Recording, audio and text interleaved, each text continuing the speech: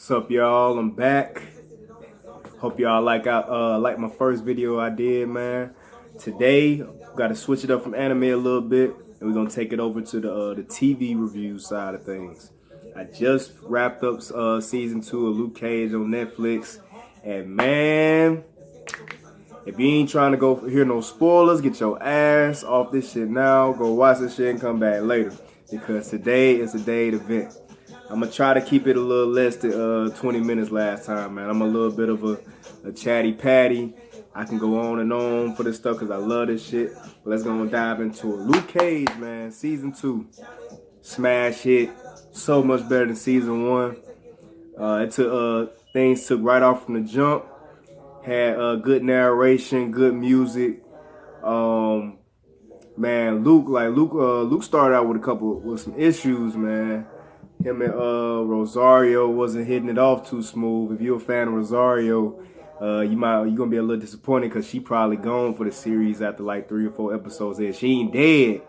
I'm just saying her and Luke gonna have like a little domestic dispute, and she decided to go on a little sabbatical or some shit. She might goddamn just sit out of town, hit some gas, vent it or whatever. In the meantime, my boy Luke dealing with daddy issues. My boy Luke got, you know how he is. He got Harlem on his back, so he got a lot of issues. You got people blaming him for the minor shit. He got to deal with old Mariah Stokes' ass on her politician shit with her damn mafia gun problems and shit. He always got shades on the back of his mind, a.k.a. Juice. I'm a Sons of Anarchy fan, so anytime I see him, I just think of Juice with his lame ass. With some new characters introduced that everybody knew about. Bushmaster, the Dundada, the Jamaican man. He put one hell of an impact on the show, boy. I am definitely a fan. He had a surprise guest out of Mariah Stokes' daughter, Nightshade. I ain't a big comic book reader on the whole Luke Cage thing, but apparently she's a big villain. She's this earthy chick. Apparently, everybody remember from season 1. Mariah had a little something. Well, she didn't have something going on, but Uncle Pete used to sneak into her room as a kid. Remember, that's what they were doing them flashbacks about Cottonmouth before he shot him. Before Mabel had Cottonmouth shoot Uncle Pete as a kid, Peter Stokes. He had something going on. Evidently, he had got Mariah pregnant when she was younger.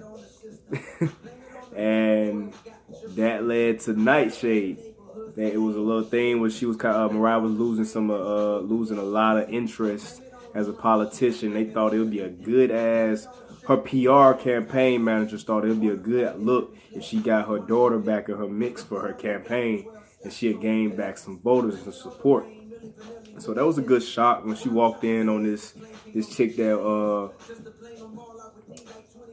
I think she went to Harvard, but she's like a witch doctor. Not necessarily a witch doctor, but she used medicine that comes straight from the earth, all natural resources type medicine. She only really use them pills and them processed stuff that come from factories. It'd be like little teas and herbals and stuff that I wouldn't mind learning my damn self, to be honest.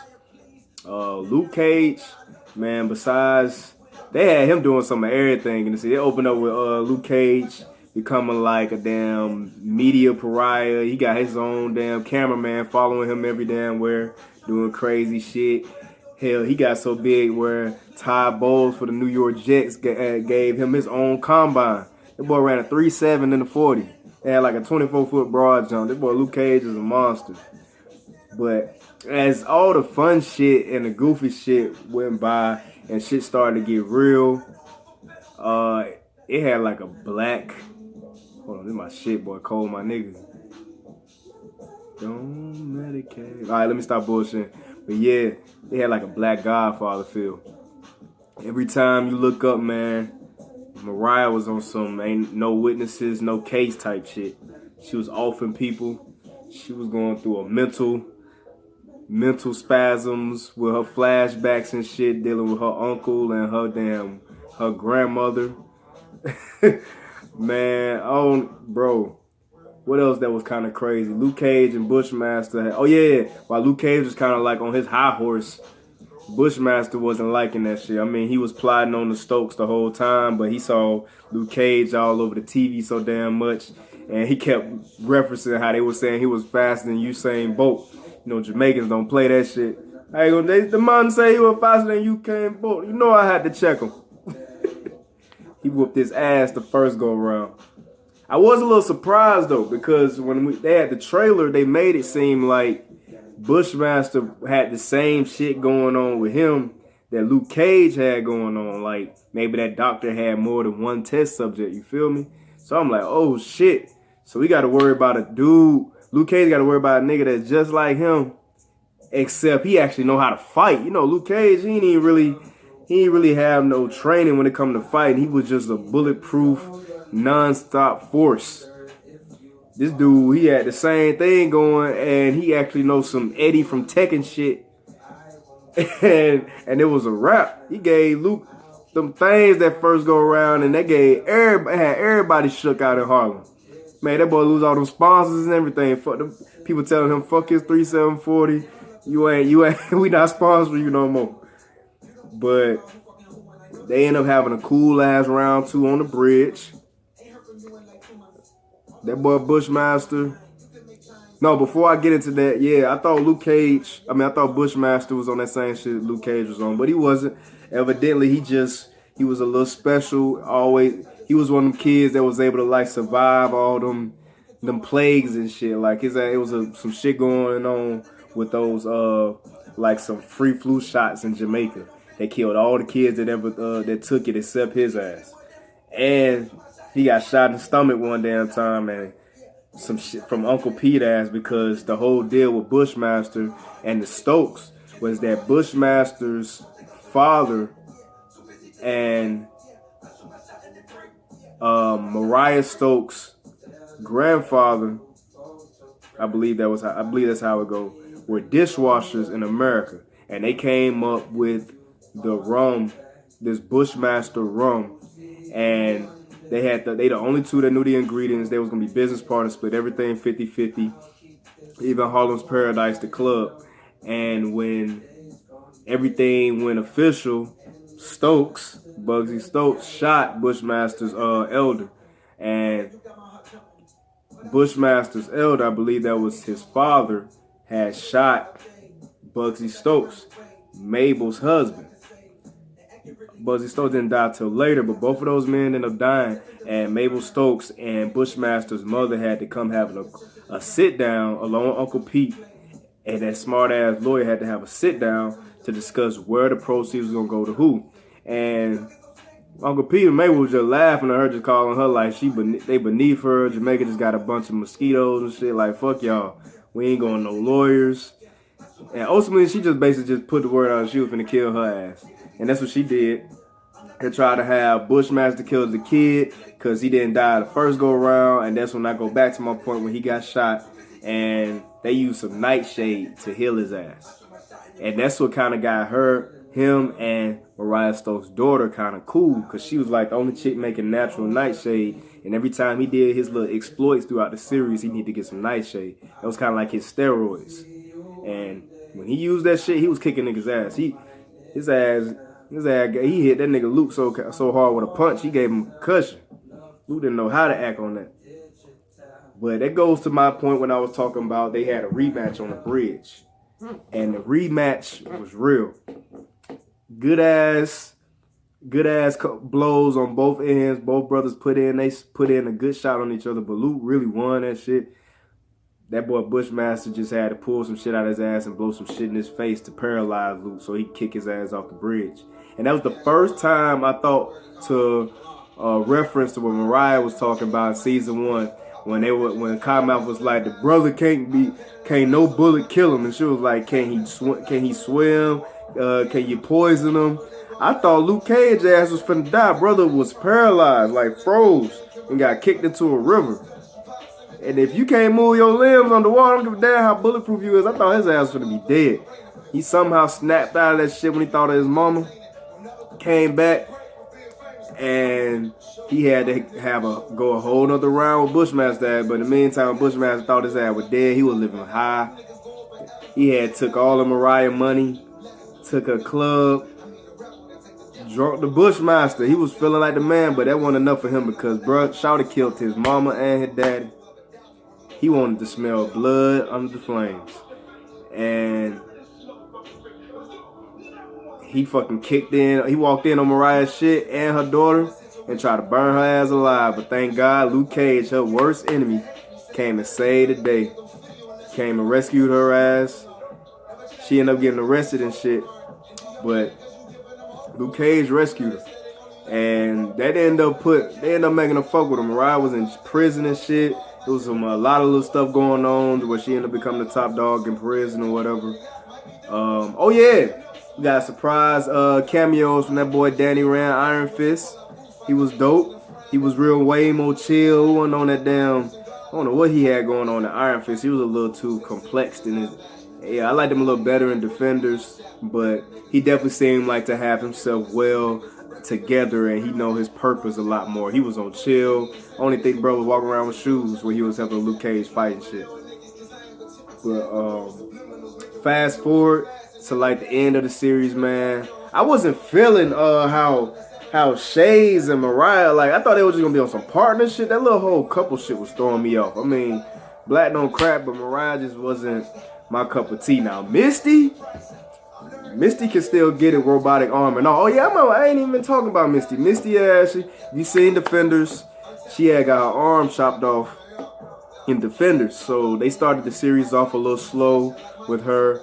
She was contemplating like how she was going to be still useful because her right arm was everything. You know, she was a basketball player. That was a shooting arm, her dribbling arm.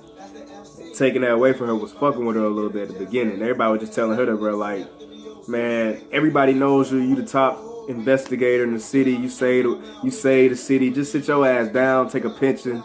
But you know how Misty is. I'm straight. Just got lost the arm. That ain't gonna stop me.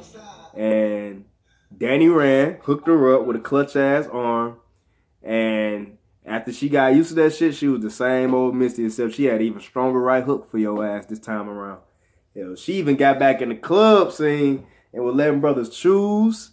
I'm like, man, fuck Rosario Dawson, bro. Luke Cage and Misty. Luke Cage needs to snap Misty ass back up, bro.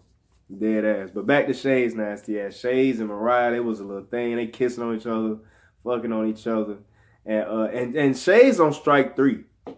Shades on strike 3. Like, as in, I mean, and I say Juice when I say that because watching him in Sons of Anarchy, he was already getting raped and shit in prison on that sweet shit. And then now his ass, he in prison again, and his ass having a little lover's quarrel with one of his homies. That shit shocked the fuck out of me on some what happens on the inside is on the inside, ain't on the outside. I'm like, damn, nigga, can you make it without prison, without getting fucked in the ass? But, whatever. Man, I wasn't feeling that way with that look. They could have did without that shit. Hell, he wasn't even Shades. Hell, he didn't even wear his shades half the damn majority of the damn season. He kept that man was Romar, whatever the fuck his name was, what real name Mariah was calling him. What else they had going on? But he ultimately he ended up becoming a snitch. He ended up becoming a snitch because he was not feeling Mariah's wave after a while. You know what happens when you get in that sauce, bro? You're gonna start getting annoyed more. You should have kept it business. Should have told that, like you said, you just wanted that club. You should just got the club and kept it 50. Kept it 1,000. But what else that boy said? He ended up becoming a snitch. Walked up on Misty, gave her all the beans, told her everything that happened, because he was trying to get Mariah ass out of there. She was tripping. Mariah had got a hold of one of Bushmaster's family members, went to one of they Jamaican spots, and killed everybody in that bitch and burnt the damn owner alive, bro. That nigga Juice was like, man, I mean not Juice, Shades was like, there's rules to this street shit. The innocents we don't fuck with. And Mariah she was just power hungry, bro. She didn't give a fuck. She was trying to get that nigga back. This her city. She run Harlem. She was fucking the game up. Ultimately, goddamn, that would lead to him snitching. But the shit couldn't go through until she got the gun. Until he got the particular gun that he used to kill the girl Candace from season 1, and the gun that killed Uncle Pete from the flashback from season 1, and the same gun that was used to kill Bushmaster's Jamaican relative in season 2. The gun tied up a lot of shit that was a family heirloom in the Stokes family from Mabel to Mariah. And Misty needed that gun to prove a lot of murders to finally put Mariah ass in jail. And that's when Shades ultimately crossed Mariah ass in the last one-on-one hand duking between Luke Cage and the crew and Bushmaster and the crew. Because Bushmaster, after hearing that his folks got fucked up, he had to go try to kill Mariah ass at least one more time. Her daughter was understandable. I mean, she wasn't fuck with her mom. She abandoned her ass, never supported her at all. But yeah, she just saw her moms for the crazy bitch that she was, and she was just helping a brother get his revenge. She told him exactly how to get into Harlem's paradise through a secret family passageway, and it led him right into the heart of the damn club. And he got up there and he took on everybody to get to Mariah ass. It took the best of Luke Cage, a little bit of Shades, and a little bit of Misty to finally get that boy down. And he still escaped on their ass. You can't chase no damn Jamaican down. He took the fuck off. But he got his ass whooped though in the meantime. And it all ended up wrapping up. That boy Shades got the gun, gave it to Misty. That put Mariah ass in jail. That boy, Mariah's daughter, Nightshade, didn't get what she wanted because she wanted her mama dead. Bushmaster didn't get what he wanted because he wasn't able to kill her. Luke Cage protected Mariah even though he didn't want to. And fucking Shades ass didn't end up getting this deal because when Mariah was in prison, her daughter came and gave her ass a kiss of death. She ended up dying in Luke Cage's hands. So with that happening, Shades' deal for immunity for being a snitch didn't go through, so he ended up going to jail. Ain't that a bitch? Ain't that a bitch? Boy, that's crazy. But in the end, when Mariah died, she gave a plot twist that shook everybody up at the end of the season and her will, because she peeped that her daughter was on some fuck shit. Well, maybe not on some fuck shit, but she just said she was lying. She knew something was up. And she switched things up, I'm assuming, last minute. Because I knew good and well she was going to give this gift to her daughter. But since she felt something was up, I guess she did a last minute switch. And when she died, she gave Harlem's Paradise to Luke Cage. That boy was in that motherfucker looking like the Black Godfather. He didn't even want it at first. He said they should burn it down. Burn this shit down. But you were like, you know what? I'm basically my own enterprise in Harlem. Hell, he walking around, he keeping the drugs out. By the way, side note before I wrap this up. Every woman in Harlem offering Luke Cage the coffee in different ways, bro. The Spanish chicks trying to say, do you want espresso? He got old ladies trying to give him coffee. He got the Spanish mob boss is trying to give his ass espresso in a particular way that a black brother will like it. He getting all type of coffee offers in this world. That boy got more coffee opportunities than Starbucks. But anyway, back to the topic. Bud was looking like the Black Godfather in Harlem's Paradise, man. He told Misty, even though Misty wasn't feeling it, he was like, man, everything that happens in Harlem comes through Harlem Paradise. And everybody know I got Harlem's back. So if you're going to do some dirt or do anything that ain't on the straight and narrow and you coming through Harlem, you know you got to come through me. So I might as well run Harlem Paradise. He took that iconic Biggie with the crown that Cottonmouth loved in Harlem's Paradise out and put the classic picture of Muhammad Ali. That boy had the boss ass suit and now he looked like the Black Kingpin in that bitch. Hell, it even had the Godfather kind of feel to it at the end because he had the boy Sugar whispering in his ear while he's sitting on the bench while Misty on the outside of the office looking in and shocked that this is what she's seeing. And just like in The Godfather, when the wife was looking at Michael Corleone, the dude came and closed the door as in, you left out of this room. And I'm like, wow, I cannot wait for season 3. It's finna be the Black Kingpin, the Black Godfather of Harlem. He might as well be called Bumpy Johnson. But that's all for the day, man. I'm gonna catch y'all on another tip. I don't know what we're gonna be talking about next time. I mean, I like a lot of shows, Game of Thrones. I ain't watched Arrow in a minute, but I love Arrow. Blacklist, Sons of Anarchy. I mean, I'm a big anime watcher too. I'm probably be doing another topic on anime soon. But in the meantime, leave some comments below. Check a thumbs up on that video and hit that subscribe button too, man. I'm gonna be doing this stuff way more often. I have no filter. I could care less. I'm just gonna tell it like it is. And if you got an Instagram, follow me on Instagram too, man. That'll be my name is Quez. And on Instagram, my Instagram name is Quez spelled backwards, but it has 3 underscores first. That's 3 underscores, then ZEUQ.